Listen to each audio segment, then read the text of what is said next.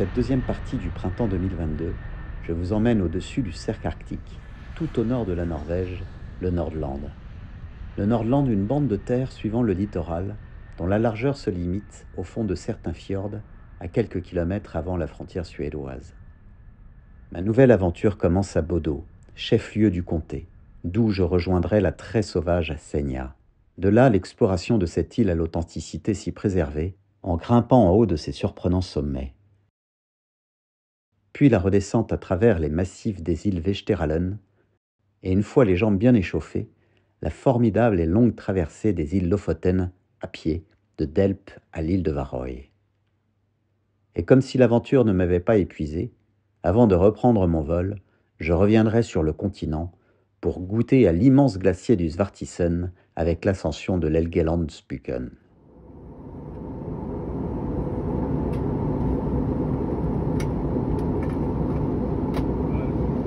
Mon vol affrété par la Scandinavian Airlines arrive à Bodø.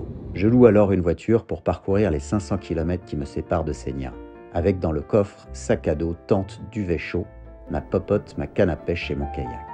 On ne se rend pas dans le nord du pays pour ces monuments quasiment inexistants, mais plutôt pour s'écarter des villes à la rencontre d'une nature fascinante. L'unique route qui mène à Senja est longue, rythmée par d'innombrables tunnels débouchant sur d'immenses fjords, aux eaux calmes et profondes qu'il faut souvent traverser en ferry. Arrivé de la fin mai, une bonne idée pour éviter les touristes, mais on n'est alors pas à l'abri d'une averse de neige. Bienvenue au pays des fjords, des rorbuer et de la morue. Et quant à la pêche, autant vous dire qu'ici, le principe est simple. Vous mettez sous un pont, à l'heure de la renversante marée montante ou dans un fjord, trempez votre cuillère ou n'importe quelle heure souple, et ça tape fort. La taille parfaite. Un peu grosse la morue. Le plus difficile pour vous sera de choisir le sort de votre prise, en fonction de votre assiette et de votre appétit. Et si vous avez la chance, vous pourrez faire l'heureuse rencontre avec les rennes qui descendent de leur forêt et traversent la route en pleine nuit polaire pour venir brouter l'herbe grasse qui borde les fjords et les lacs. À cette latitude où le jour ne se couche pas, je profite du soleil de minuit pour rouler seul sur l'interminable E6, empruntant les magnifiques ponts qui enjambent les profonds fjords. Les prix exorbitants pratiqués par les rares hôtels dans les villes sans âme, et l'heure trop tardive pour une auberge de jeunesse ou un camping, laisseront la fatigue s'installer. Alors une petite pause s'improvise au fond d'un champ en bord de route, en compagnie d'un couple de rennes.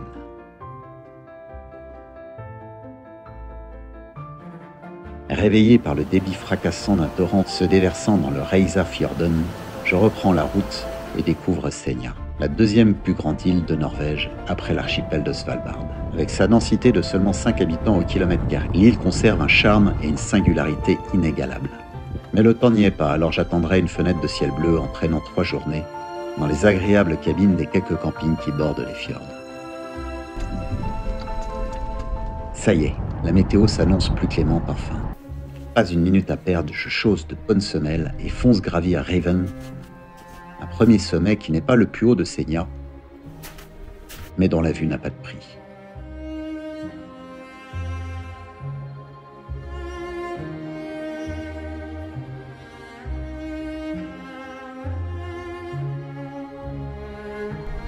Wow.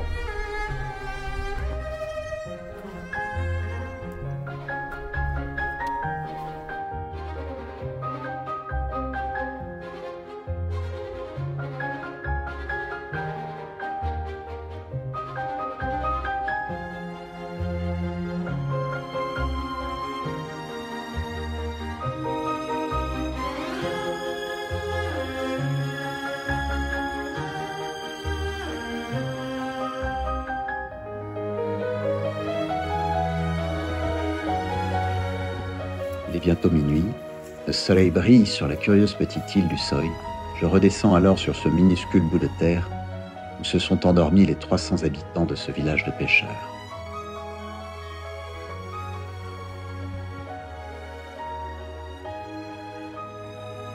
Le lendemain matin, c'est au tour de Rolden, qui culmine à 862 mètres.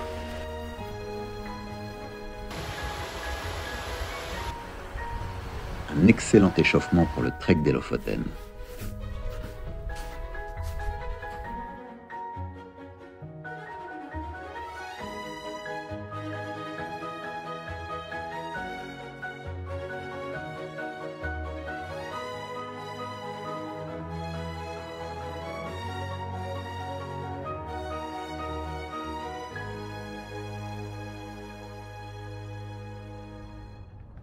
Le ciel est de plus en plus dégagé.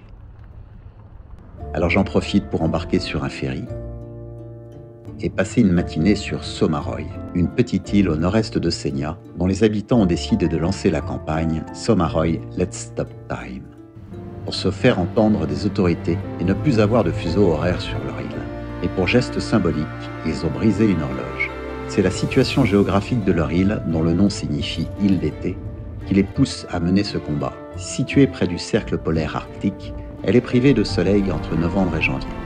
Et quand l'été est là, chacun profite à minuit du soleil de minuit.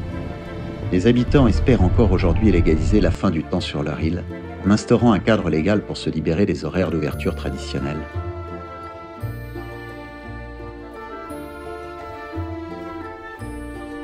Somaroy deviendrait alors le premier territoire au monde à être libéré du temps, au moins pour l'été.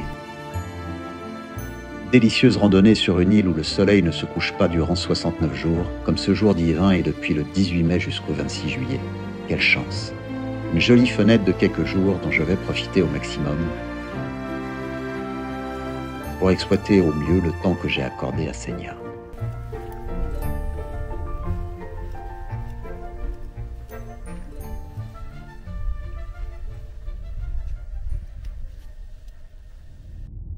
De retour sur la grande île, une petite pause sur le bout d'un ponton de pêcheurs, isolé au fond de Hornfjorden. Et comme la fameuse montagne Segla était juste de l'autre côté, et que ce ne semblait pas être mon jour de pêche, j'embraye le pas pour la plus belle grimpette de l'île.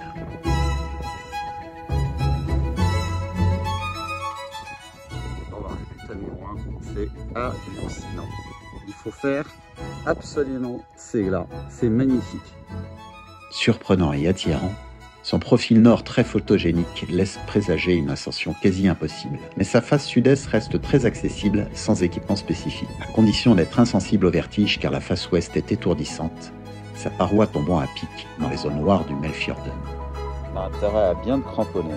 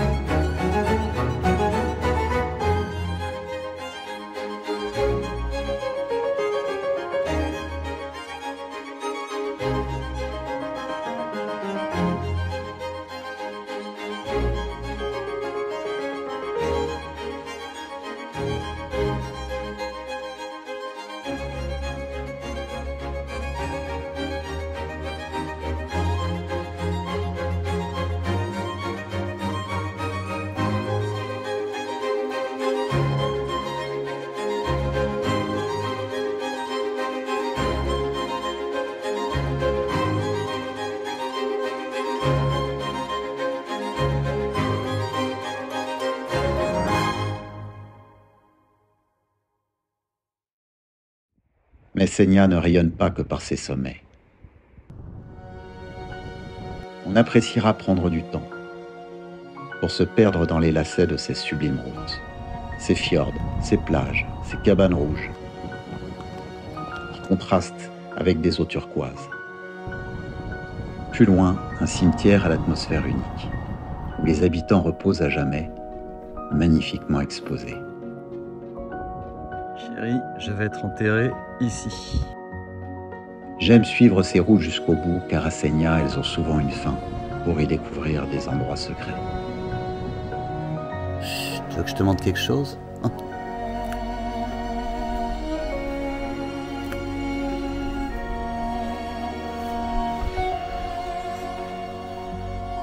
C'est une belle affaire, hein? Et puis à la fin de certaines routes, on fait même de belles rencontres. Alors on partage son point de vue.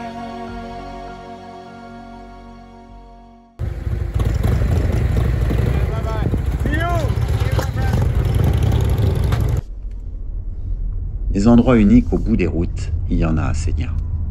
Comme ici, au départ de Han, où je mouille mon kayak pour aller bivouaquer sur une île de Bergsoyan.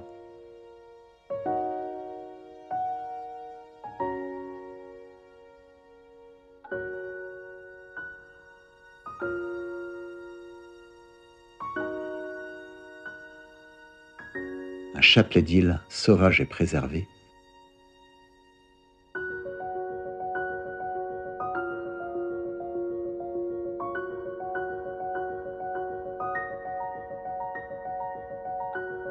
le coin rêvé pour dérouiller ses pagaies. Un bouquet d'îles à la sortie de Bergfjorden, aux eaux tranquilles et translucides. Seul dans cet environnement enchanteur, à la recherche de mon île. Je vais très très bien. Un bouquet final pour clore cette exploration de Senia, gravé dans ma mémoire. Alors là, il n'y a pas plus sauvage.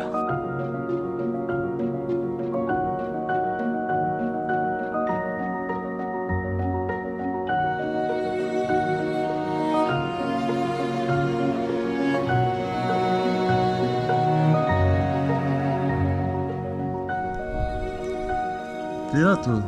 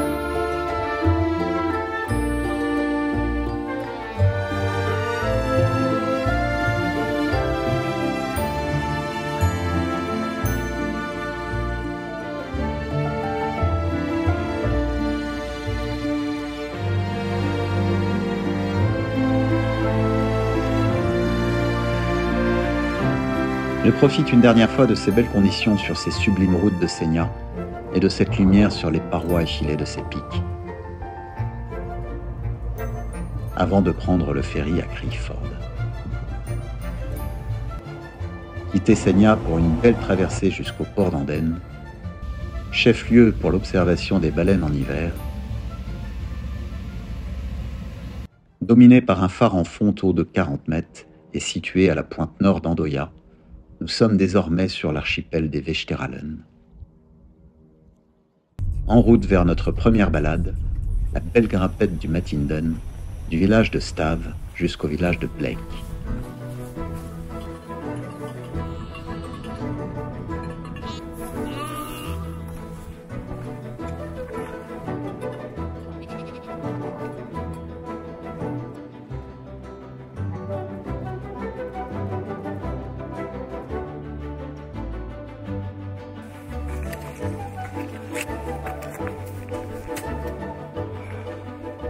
Bora Bora. Ou pas. Bora, boira pas. Ce soir, boira. Respect la nature, je dis. Respect.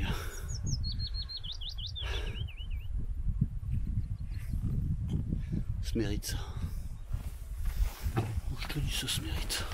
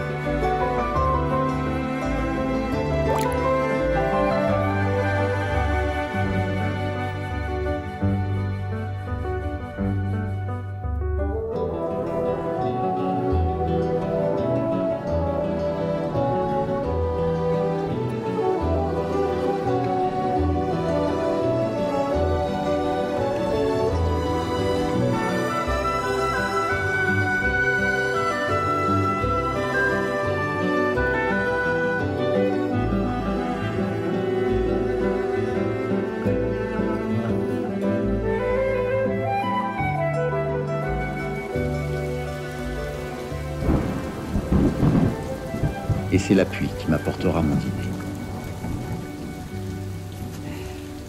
Voilà.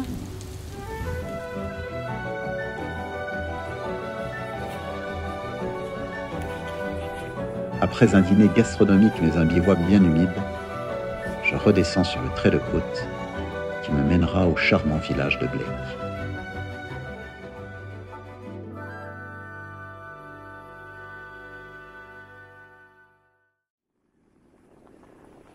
Changement d'île dans les Vesterålen. C'est tout au bout de la terre de Langoya que j'irai rejoindre Nixund, un autre de ces villages de pêcheurs au bout du monde. Mais Nixund est particulier. En 1975, une tempête ravagea le village, il fut abandonné, un touriste allemand passa par là et y redonna la vie. Depuis, c'est désormais une vingtaine d'habitants qui y sont fermement installés et y développent des activités pour le tourisme. Heureusement encore aujourd'hui peu fréquenté, le village conserve tout son charme. Et hop, un coup de chien pour quelques heures. Alors on patiente agréablement dans un de ces guest house sur le charmant petit port. Et puis on se lève du bon pied pour la rando du Drottninggruta, le sentier de la Reine, qui lie Nixund au village de Sto par les crêtes.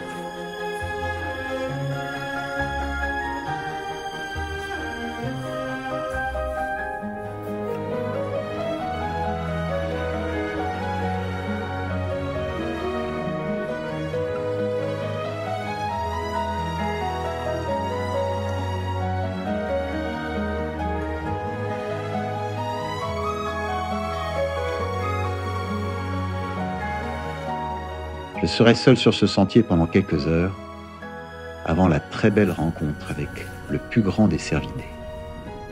Un élan qui a perdu ses bois, phénomène tout à fait normal à la fin du rut, et bonne nouvelle, sa coiffe est totalement jetable.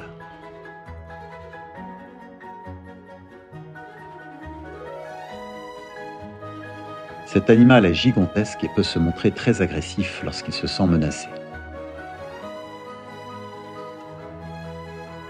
1,80 m au garrot, il peut peser plus de 800 kg.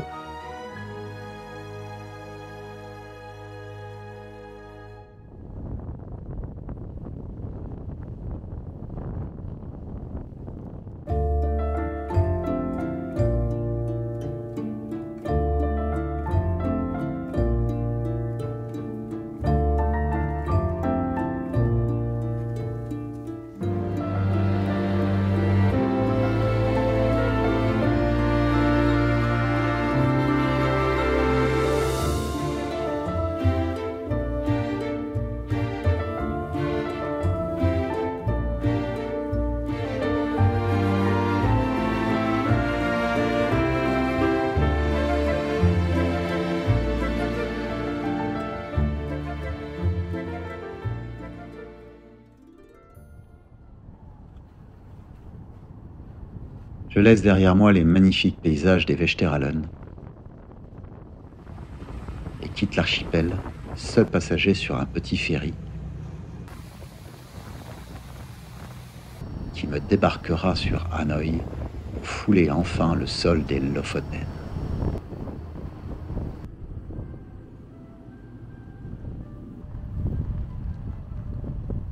Alors avant de m'endormir au fond de l'une de ces petites cabanes, avant d'enfiler mon sac à dos pour la sublime traversée de cet archipel qui débute ici,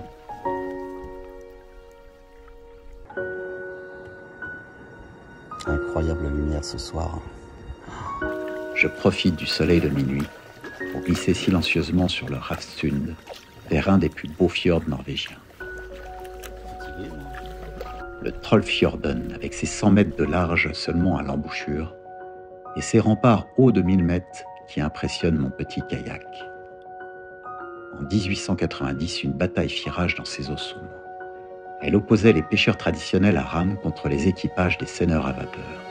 Il était convenu entre eux que les nouveaux bateaux à vapeur briseraient la glace, permettant ainsi aux petites embarcations de passer le lendemain.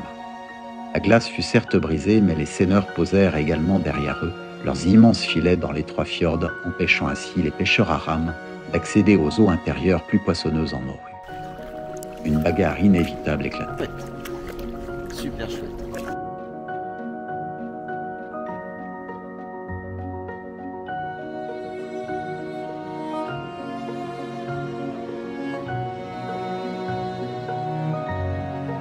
Quant à moi, je voulais simplement vérifier que le poisson était toujours bien là. Barbelieu, un petit shad. Là, j'ai tout filé.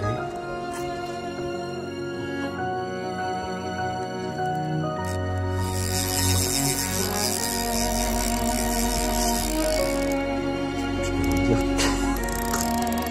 tu le sens, tu le sens.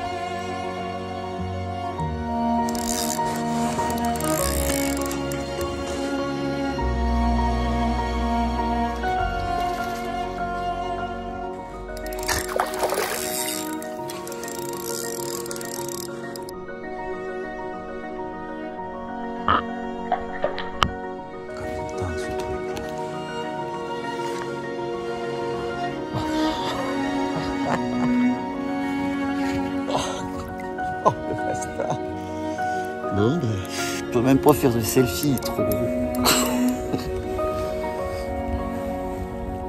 Il va faire chavirer mon kayak. Faut éviter de remonter trop souvent parce que tu sais pas sur quoi tu tombes. Tu prends des machins. Des trucs de ouf. Bon, allez. On va saloper tout mon kayak, ce con. Faudra que t'ailles voir, oui. Il va falloir que t'ailles voir le dentiste quand même. Parce que là, t'as une molaire.